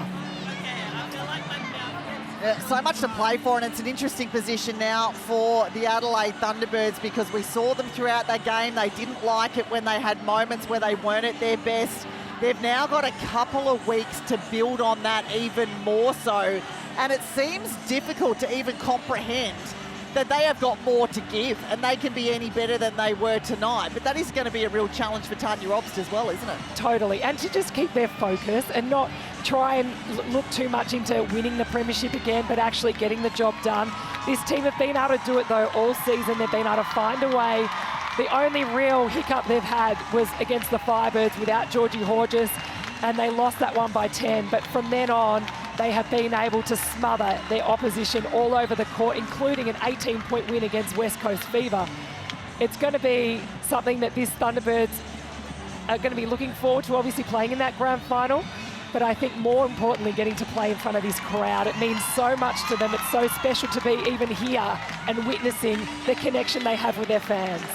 Oh, what a special moment and some great vision here as we see the Thunderbirds walk around the stadium to thank their fans. Still plenty to talk about, and we will do that in our post-game show coming right up, and it includes hearing from both of the coaches. So stay with us. This is major semi-final action, and you're on Fox Netball.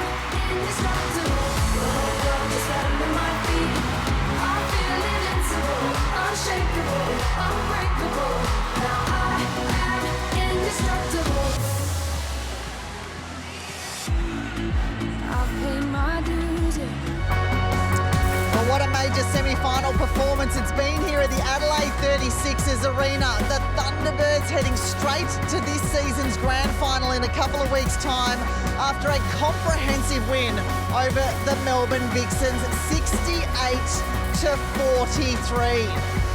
The Agga Chatfield is back with me. Welcome to our post-game show. And now we are joined by two very happy people. Needless to say, the head coach of the Thunderbirds, Tanya Robst, and the superstar in defence for them tonight, Shamira Sterling-Humphrey. Welcome to you both. Firstly, congratulations, grand final bound, but also the highest winning margin in Suncorp Super Netball Finals history. Right, well, we're ticking some boxes this year, aren't we? Yeah, it's an incredible scoreline.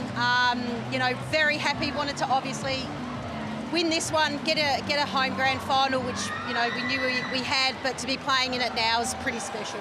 And to actually earn it, did you ever talk about that, wanting to earn the right to host it?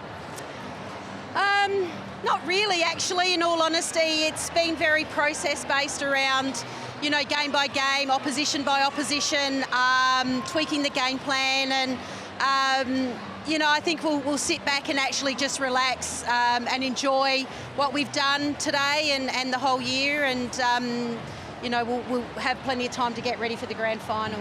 Tans, coming into this game, what was your gut feel? We heard Hannah Petty say that she thought it was going to be a much closer game, maybe 1 or 2 goals. You obviously have confidence in your side, but was there anything that happened this week or maybe even today you thought, yeah, we're on here? Look, that win a couple of weeks ago, I thought we were pretty good, and I think there were some areas that we needed to improve in, and we did. And when I started seeing our centre pass to goal conversion and sitting around, I think the first 19 or 20 we got through, that's pretty spectacular. So I think when we were just scoring off of our centre pass, and then obviously the ball that we get from our defence end, that just adds to the scoreline. And before the game, Shamira, what was the vibe amongst the team? Was there a lot of confidence about that you could go out and have a convincing win? Yeah, there was a lot of confidence, and you know what? We were just there having fun in the change room, and today I woke up so happy, so I know it was going to be a good one. Shamira, at the start of the game, your interview with Emily Beaton, she told you were 4 intercepts away from 300, a milestone no other player has got to. You got 5, so you well and truly surpassed it. Congratulations. Do you feel like your game is getting better and better? Yes, I feel like my game is definitely getting better. I just think that I can tidy up on a bit more. I can start finding new strengths in my game now. My goal coming into this year was to mark moving circle, and I think that's worked out well for me, so I'll keep on working on that. And Tanya, when you look at the team defensively, there was a whole lot of pressure in that first quarter. It continued to build and build across the game, and then all the rewards came. For you, how much does that impress you about how much this team can keep pushing? Yeah, that's the thing that I'm most proud of this group is, Kathy and I, we work on a game plan, and we have a lot of analysis, and we show them how it can work, and sometimes I'm not sure if they're watching some of the stuff, but then you come out and you see the game plan and what we're putting out there, you're seeing it being executed, you realise they are watching. That was really special for us. So I think our defensive pressure, obviously we have some spectacular circle defenders, but I think all the way through the court we were very good today. Well, we just had a good look at your defence end. Attack was purring as well. You talk about Williams and Horges. Frew was outstanding tonight as well. But the inclusion of Romelda Aiken-George in your side this year, what has she brought to your team? She's been pretty solid for us. She's been pretty spectacular. There was just a moment in the season, I can't quite pinpoint it, where I just think she knew that she belonged in our team. Like coming into the team, you can somehow, sometimes be a little bit, where's my spot? And I think her second half of the year, she's been unstoppable. She has really immersed herself. Her beautiful daughter, Gianna, is a part of our team. And she brings a lot of confidence to the people in front of her. And her goaling partner, Lauren Frew. Give us a bit of an insight in what Lauren Frew's like at training and behind the scenes. Lauren Lauren is such a jovial person. If you want to laugh, just look at Lauren. She'll always be laughing. A very friendly teammate and as well, and a bit of a hottie. So we love Lauren. And what did you make of her performance? It was her first final. She did not skip a beat. I think this is one of the games that I think Lauren has really stepped up for us, and I think this has been one of her best games, and really proud that she came into this year as a rookie and standing grounds out there. Ladies, you now have won yourself through to that grand final, which means a week off. That game was pretty physical, and that tends to be the way. It takes another step up when it comes to finals. How important is that to you now? Yeah, I think it's going to be important for the girls to freshen up. You know, we'll have a look now at what the week looks like. We'll probably stick to a similar sort of timelines that we would do. And yeah, freshen up, a lot of recovery, I would imagine, and probably just a little bit of netball in there as well. We've seen a lot of the fun element of the Thunderbirds celebrating, you know, during the week, getting together. Tanya said she loves dressing up. Is there anything like that planned to continue on through the finals? Yeah, definitely. We want to be having a lot of team bonding at this moment, being that we are at home. We want to just keep building the relationships with each other off court. So definitely a beauty pageant for us will be coming up in next week. I love it. Shamira Sterling said definitely. Tanya Robbs was shaking her head. No, it's not happening. Ladies, congratulations again. Your grand final bound, a chance of another premiership winning trophy in your cabinet. All the very best. Thank you so much. Thank you. Well, stay with us. We've still got plenty to chat about off the back of that major semi-final. Before we do that, though, the Lismore and District Netball Association were devastated by the floods in 2022, so I visited alongside Woolies to give them a helping hand with a $30,000 Pick Fresh, Play Fresh netball grant to get them back on their feet. Earlier this year, I was lucky enough to go back for the reopening of the much-anticipated clubhouse, and we had a little extra surprise for them. For clubs and associations watching, keep your eyes and your ears out as the 2024 winners will soon be announced.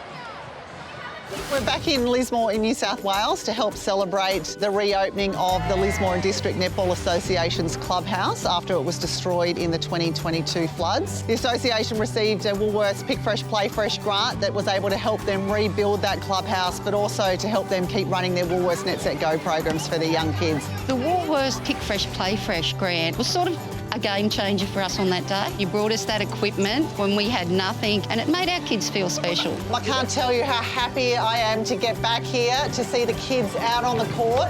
We know there's still big jobs to be done. Woolworths would like to give you another $10,000.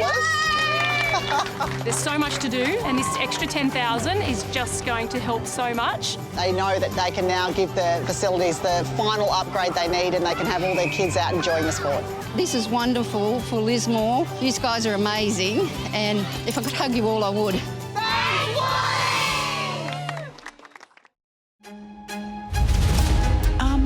Yeah, so when I was 7 years old, I was diagnosed with having rheumatic heart disease. It was blocking out. I just had these bleeding nose. Just wake up and my pillow would be filled with blood. Living with it just never stopped me from doing anything. You know, I'm not asking why me or anything like that. I'm just grateful that this is what I have and I can live with it and be okay.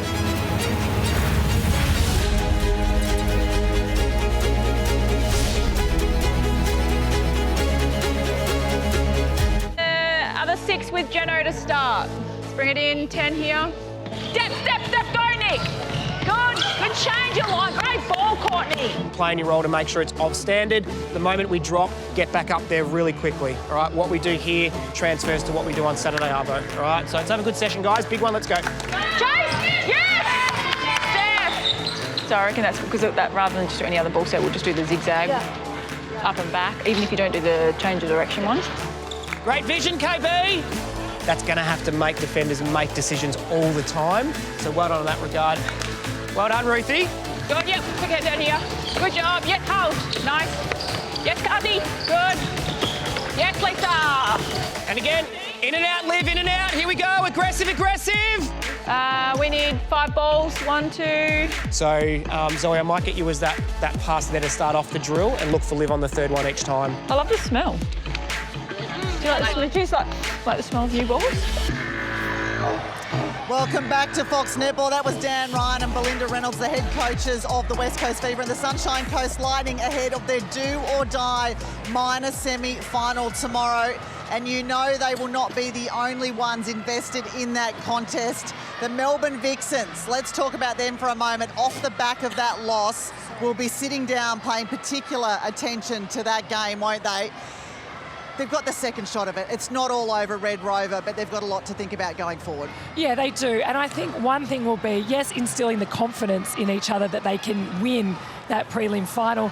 But you see Simone McInnes and Di Honey on screen. They look defeated, don't they, just in their body language.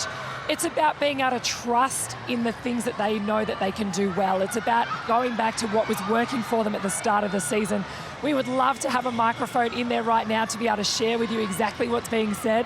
But we don't, so we're just going to make it up for you right now. Because to me, the Vixens, they can do it. Kate Maloney said it after the game. They have what it takes. However, it's a different story actually doing it and being able to go through the process of a game and make all those little moments count. They couldn't even make the first 5 minutes count, which would be something that I think will really rock their confidence. It's a tough one, isn't it? Because when you're looking at a margin like 25 goals, not much went right. So where do you prioritise this week and training, knowing you've only got one more week left of your season? Well, really, if they perform like that.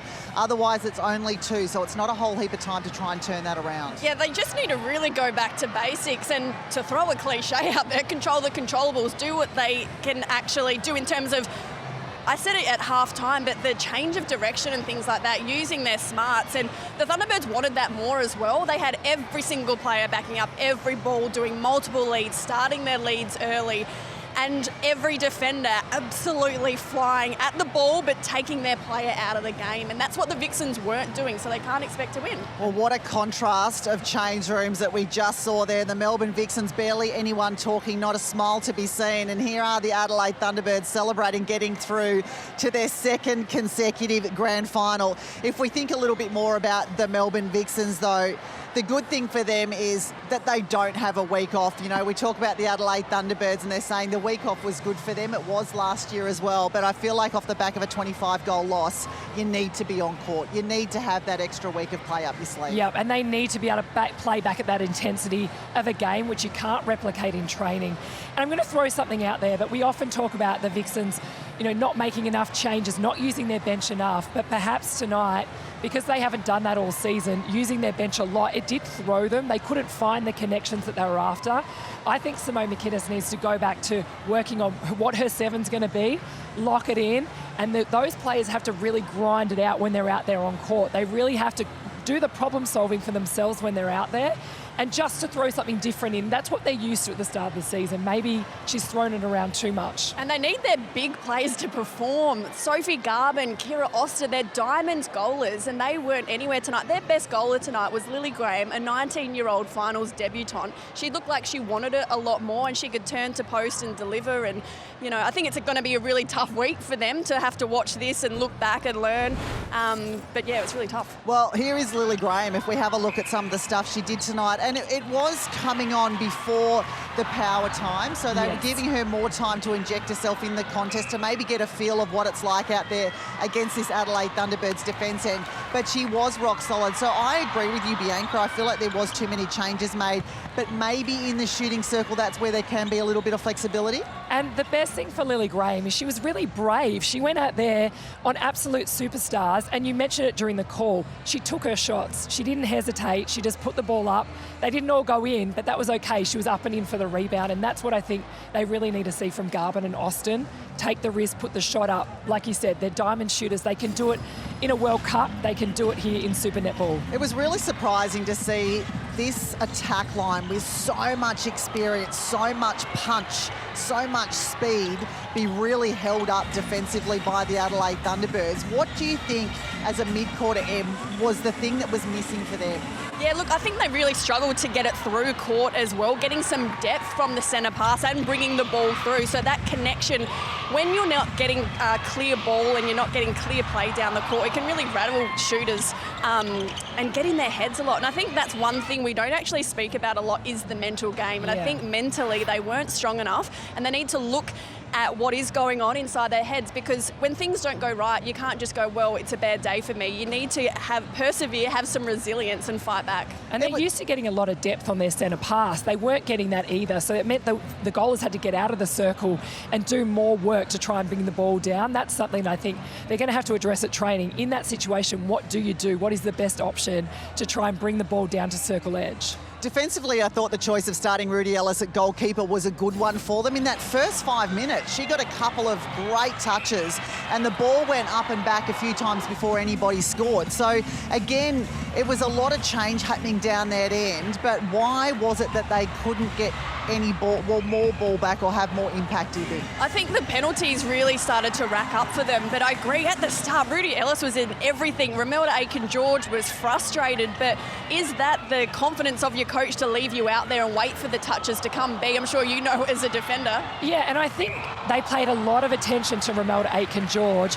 She really weathered the storm and the physicality that was coming her way, and Lauren Frew just swept on in and was able to get her confidence up early. And if you had your time again for the Vixens, I think they should have really put a lot more attention on Frew to really kind of put her confidence in doubt, to make her think differently. She got her eye in early, and as you know as a goaler, as soon as you get your eye in, it's really hard to stop. Well, I'd imagine if they make it through to the grand final, they will do that next time. Let's have a look at the finals tree again, because the good news for the Melbourne Vixens is not only do they have another game so they can right some of those wrongs, that game is going to be at home. It's going to be in Melbourne. That's important for them, isn't it, to get some confidence back up in front of the home crowd? Yeah, and we spoke about how important the Thunderbirds home crowd is to them, and I think the Vixens at John Cain Arena, it is a fortress when they're playing well and their crowd get behind them. So I think that's going to be super important. Whether it's Fever or Lightning, though, that meet them, I wonder how that one will just land. On that, who do you think they'd rather meet? Because the Vixens this year have had a win and a loss to the Lightning, a win and a loss to the West Coast Fever as well. And we know in finals they don't have a great history up against West Coast Fever either. I actually think they would prefer to play Fever. In saying that, I really do. I think they match up really well on Fever. They've got so much experience playing against them. Lightning play a very similar game. I agree, and I think the Lightning are really building at the moment, where the Fever started the season as the absolute front runners and have kind of fell back a little bit.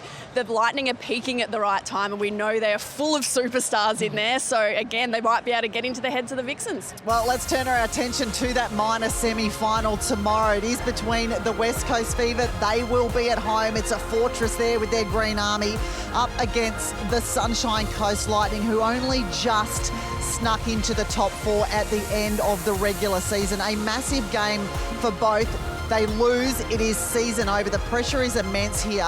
Who would you back in? What are you most excited about this game, Em? Oh, there's so much to be excited about. I think if they can get that ball into Janelle Fowler, the Fever will be unstoppable. But I've got the Lightning as my dark horse. I could actually see them. They've won from fourth before. I could see them going all the way. Well, I think the Fever, when they're playing at their best, like you said, are phenomenal. And they've got the depth. They can bring the changes. I think Dan Ryan really coaches for these moments.